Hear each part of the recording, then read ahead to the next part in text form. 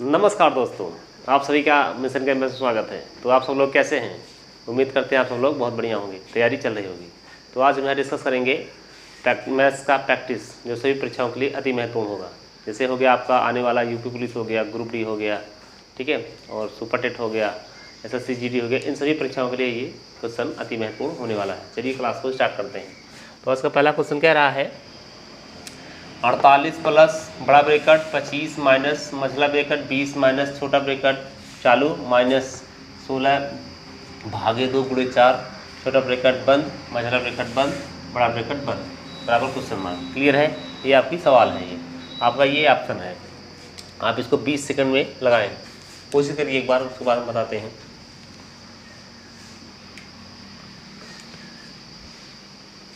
जल्दी करिए, उम्मीद करते हैं आप सब लोग लगा लिए होंगे। चलिए 48 प्लस 25 माइनस 20 फिर माइनस। अब देखो बोडोमास क्या कहता है, बोडोमास ये कहता है कि सबसे पहले बार खत्म होता है ना, लेकिन इसमें बार है नहीं। फिर उसके बाद आता है छोटा ब्रैकेट, तो छोटा ब्रैकेट यही है। क्लियर? इसको हल करिए पहले। 11 माइनस 16 भागे 2 गुणे 4। जब इसको हल करेंगे 11 माइनस, इसको पहले ये भाग खत्म होगा, ठीक है, 16 भागे 2 अर्थात कितना हो जाएगा 8 गुणे 4 है। बात समझ गए? बंद फिर बड़ा ब्रैकेट बंद। क्लियर? अब देखिए 48 प्लस 25 मझला ब्रैकेट चालू 20 माइनस, अब इसको हल करिए। एक बार और ब्रैकेट लगा देते हैं, थोड़ा समझने के लिए हेल्पफुल मिलेगा। अब जब ये देखो, अब गुणा पहले हल होगा, माइनस हल होगा, हम जानते हैं भाई गुणा होगा पहले हल। 8 चौक 32, अब 32 में 11 जाएगा, कितना हो जाएगा 21 हो जाएगा। 32 भाई 8 चौक 32 में 11 घटाएंगे ना तो 21 हो जाएगा। क्लियर? ठीक है, माइनस 21 आएगा क्योंकि माइनस मान ज़्यादा होगा। क्लियर भाई? 8 चौक 32 का मान माइनस 32 होगा ना, तो माइनस में 32 का मान जब ज़्यादा रहता है तो माइनस उतर जाता है। क्लियर? 48 प्लस 25, ये जब इसको जब खोलेंगे माइनस माइनस प्लस हो जाएगा। क्लियर? माइनस कितना हो जाएगा, ये प्लस हो जाएगा, माइनस माइनस प्लस 21 मझला ब्रैकेट फिर बड़ा ब्रैकेट। क्लियर? फिर 48 प्लस 25, अब ये जुड़ जाएगा, जुड़ के कितना हो जाएगा 41, लेकिन खुलेगा तो माइनस में खुलेगा। क्लियर? 41 हो जाएगा। ठीक, अब देखिए, अब ये घटेगा तो कितना आएगा, 41 25 घटेगा कितना है भाई, अरे माइनस कितना हो जाएगा, माइनस 16 हो जाएगा। ठीक है, अब ये भी खुलेगा माइनस में आएगा भाई, प्लस है माइनस से खुले तो माइनस में आएगा। तो 48 में जब हम घटाएंगे कितना 16, तो आएगा कितना पता है 32 आएगा। बस आराम से आ गया। कोई शक? उम्मीद करते बात समझ गए होंगे। तो क्वेश्चन मार्क बराबर क्या आएगा 32 आएगा। मतलब इसका जब पूरा हम सोल्यूशन निकालेंगे उसका वैल्यू क्या आएगा 32 आएगा। हम इस तरह कह सकते हैं कि b is the right answer. उम्मीद करते हैं एकदम क्लियरली आपको समझ में आया होगा। ठीक है, तो अगला क्वेश्चन कह रहा है किसी स्केल की सबसे बड़ी संभव लंबाई कितनी हो सकती है जिससे 12 मीटर 8 मीटर 20 सेंटीमीटर और 4 मीटर 20 सेंटीमीटर की लंबाइयाँ ठीक मापी जा सके। देखो उत्तर किसमें दे रखा है, सेंटीमीटर में। आपको यहाँ 12 मीटर दे रखा है, यहाँ पे 8 मीटर 20 सेंटीमीटर। ये जो यूनिट है समान है, इसको भी समान करके चलो। उत्तर हमारा सेंटीमीटर में, सबको हम सेंटीमीटर में बदल लेंगे। 1 मीटर बराबर कितना होता है 100 सेंटीमीटर होता है। ठीक है, तो यहाँ कितना हो जाएगा, ये 1200 मीटर हो जाएगा। कोई दिक्कत नहीं, यहाँ पे 12 सेंटीमीटर हो जाएगा। ठीक है, 12 मीटर को हम 1200 सेंटीमीटर लिख सकते हैं। इसको हम क्या लिख सकते हैं, ये है 8 मीटर और 20 सेंटीमीटर। ये तो 20 सेंटीमीटर खुद ही बदला है, यहाँ हो जाएगा 800 सेंटीमीटर। तो कुल मिला के 820 सेंटीमीटर हो जाएगा। बात समझ गए? यहाँ पे 800 सेंटीमीटर हो जाएगा, अब 20 सेंटीमीटर है ये, तो ये हो जाएगा आपका 820 सेंटीमीटर हो जाएगा। फिर अगला है 4 मीटर 20 सेंटीमीटर। ये तो सेंटीमीटर में ऑलरेडी बदला है, इसको भी हम बदल लेंगे किसमें, सेंटीमीटर में। ये हो जाएगा 400 सेंटीमीटर, ये कुल मिला के 420 सेंटीमीटर हो जाएगा। कितना हो जाएगा, 420 सेंटीमीटर हो जाएगा। ठीक है, 420 सेंटीमीटर। इन तीनों का हम HCF निकाल देंगे तो हमारा उत्तर इजीली आ जाएगा।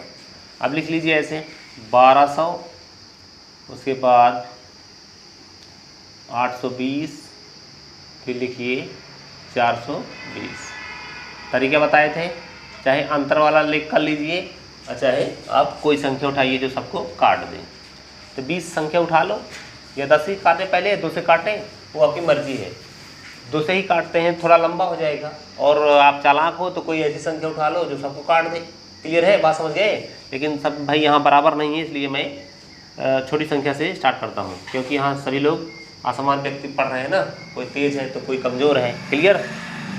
तो 2 छंग 12, 2 चौक 8, 2 एक कम 2, 2 दूना 4, 2 एक कम 2, फिर तो कटेगा, फिर 2 तिहाई 6, ठीक है, 2 दूना 4 और 2 पंचे 10।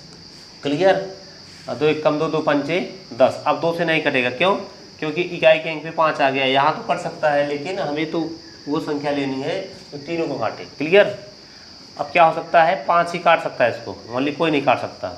5 छंग 30, 5 चौक 20, 5 एक कम 5, 5 दूना 10, 5 एक कम 5। अब किसी से नहीं कटे, एक दूसरे से नहीं कर सकता है, क्योंकि 41 आ गया रूट संख्या। क्लियर है। अब ऐसी कोई संख्या नहीं जो तीनों को काटे एक साथ में। क्लियर। तो 2 दूना 4 पंचे, तो हमारा उत्तर कितना हो जाएगा, सबसे बड़ी लंबाई क्या हो जाएगी, तो 20 सेंटीमीटर हो जाएगा। 2 दूना 4 पंचे 20 सेंटीमीटर। आई होप बात समझ गए होंगे। ठीक है, उत्तर हमारा ये इसका 2 दूना 4 पंचे 20। इस तरह कह सकते, D is the right answer. Clear. तो अगला क्वेश्चन कह रहा है k का मान ज्ञात करें यदि x - 1 कामा x³ - k का एक गुणनखंड है। क्या समझे, इसका ये एक गुणनखंड है। क्लियर। हमें तो भाई k का मान बताना है, इसलिए हमें x की वैल्यू आना चाहिए, क्योंकि डबल मान तो हम निकाल नहीं पाएंगे।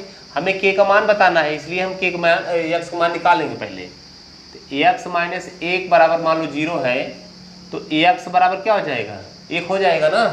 क्लियर है। अब बस मान रख दो, इसी में कहीं भी रख लो आप। तो x³ - k। क्लियर। अब हो जाएगा यहाँ पे x का मान भाई 1 पाए हो, 1 - k, अब बराबर 0 मान लो। माइनस के बराबर फिर भी -1 हो जाएगा, ये जाके उधर माइनस हो जाएगा ना, ये माइनस माइनस कट जाएगा। तो k का मान क्या आया, 1 इज द राइट आंसर।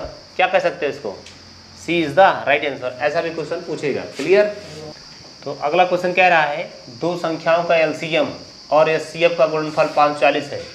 एक संख्या 60 हो तो दूसरी संख्या क्या है। जब LCM और HCF हमने पढ़ाया था तो बताया था कि पहली संख्या दूसरी संख्या बराबर होता क्या है, या LCM गुणे HCF बराबर होता क्या है। ठीक है, LCM गुणे HCF बराबर होता है पहली संख्या गुणे दूसरी संख्या ना। तो यहाँ दो संख्याओं का LCM और HCF का गुणनफल दिया है, कितना दिया है, इसके जगह कितना दे रखा है, 540 दे रखा है। ठीक है, अब पहली संख्या कितना दिया है, यहाँ 60 दिया है, तो दूसरी संख्या में बताना है, ये दूसरी संख्या में बताना है। 0 0 काट लो, 6 9 54, मतलब दूसरी संख्या कितना आया, 9 इज द राइट आंसर, मतलब C is the right answer. Clear. अगला क्वेश्चन कह रहा है तीन संख्याओं A, B तथा C के बारे में, मतलब डिटेल दे रहा है, A B का 1/3, B C का 2/5 और A + B + C का मान दे रखा है 46।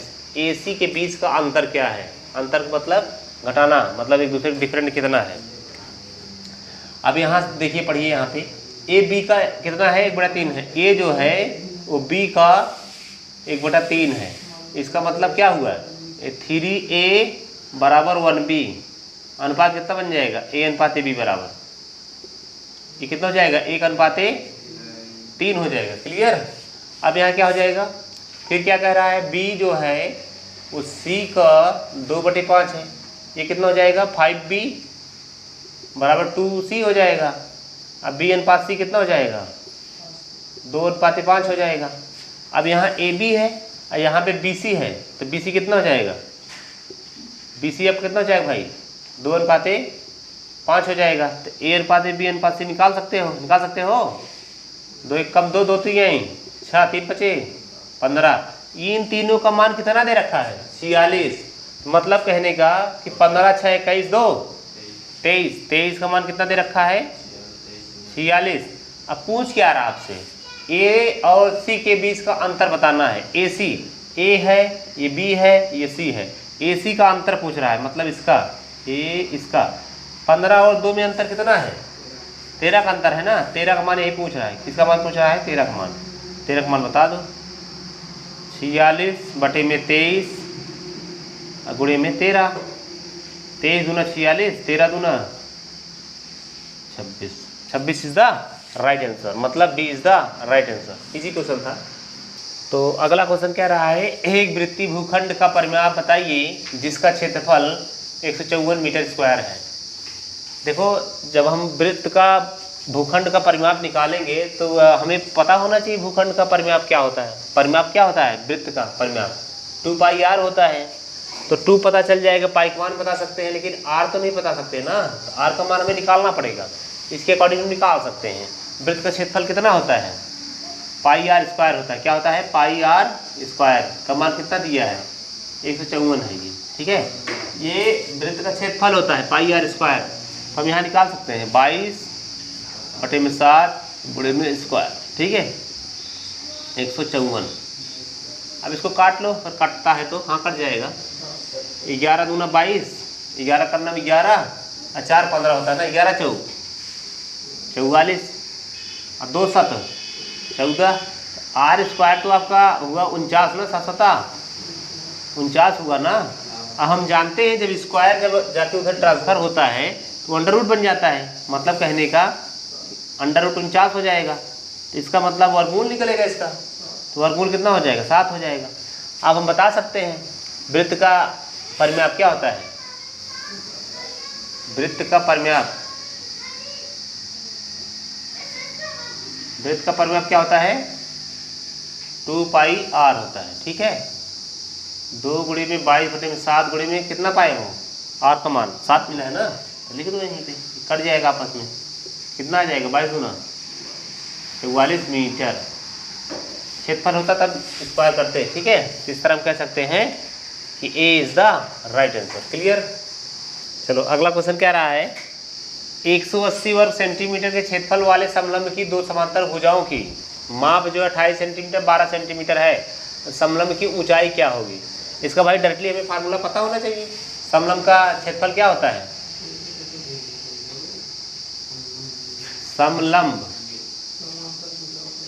का क्षेत्रफल क्या होता है 1/2 समांतर भुजाओं का योग, समांतर भुजाओं का योग गुणे में यच, बस हो गया। इसका क्षेत्रफल दे रखा है शायद, कितना दिया है 180, ठीक है। और समांतर भुजा का योग कर लेंगे हम, 28 12 कितना हो जाएगा 40 हो जाएगा, और गुणे में यच कर देंगे। अब तो काटना आता है ना आपको, काट दिया जाए, 2 20 से कट जाएगा, फिर यहाँ से यहाँ ये कट जाएगा, फिर 2 9 18। क्या यच का मान क्या निकल के आया भाई, अंश में है ना ऊपर, तो इसका मतलब यच बराबर 9 हो जाए, ठीक है। इस तरह कह सकते हैं कि D is the right answer. Clear. तो अगला क्वेश्चन कह रहा है 14 52 058 ना में 5 के दोनों स्थानीय मानों का अंतर क्या होगा। क्लियर है, क्या होगा भाई बताएं इसको। 14,52,058, 14,52,058 में इसका मतलब पूरा क्या है 14,52,058 है ये, में 5 के दोनों स्थानीय मानों का अंतर बताइए। स्थानीय मान आता है निकालना, आता है तो लगा सकते हैं, ठीक है। 14,52,058 पहले तो हम इसको निकाल लेते हैं, 50 हो जाएगा। इसका कितना हो जाएगा 5 लिखेंगे, 1 2 3 4 लिख देंगे 0, ठीक है। स्थानीय मान निकालने का तरीका क्या है, जिसका मान पूछे उसको पहले लिख लो, कितना अंक है उसका 0 बढ़ा दो, बस स्थानीय मान निकल जाएगा। इन्हीं का डिफरेंट पूछ रहा है, तो 50,000 में 50 घटाएंगे कितना आएगा 49,950 नहीं आएगा। B is the right answer. इसी क्वेश्चन है, लेकिन ऐसा भी पूछ सकता है। तो अगला क्वेश्चन क्या रहा है, नल ए किसी टंकी को 12 मिनट में भर सकता है। एक छिद्र की वजह से नल ए को टंकी भरने में 8 मिनट अधिक समय लगता है। क्लियर है? तो भरी टंकी को छिद्र कितने समय में खाली करेगा? तो इसको हल करने का अच्छा तरीका ये होगा कि जो छिद्र है इसको मान लेते हैं बी। छिद्र को हम क्या मान लेते हैं? छिद्र बराबर बी मान लेते हैं। ठीक है, और उसके बाद क्या हो जाएगा? ए आपको भर ही रहा है 12 मिनट में, ए प्लस छिद्र, छिद्र क्या माने हैं? बी माने हैं। ये कितना ले रहा है? 20 में ले रहा है। क्लियर? अब 12 20 का हमारे एलसीएम हो जाएगा 60, 12 पंचे 60, अब 20 तिहाई 60। क्लियर? अब हमें भाई छिद्र का जब क्षमता निकालेंगे तभी बता पाएंगे छिद्र कितने समय में खाली करेगा उसको। तो क्या हो जाएगा? ए प्लस बी बराबर दिया है कितना?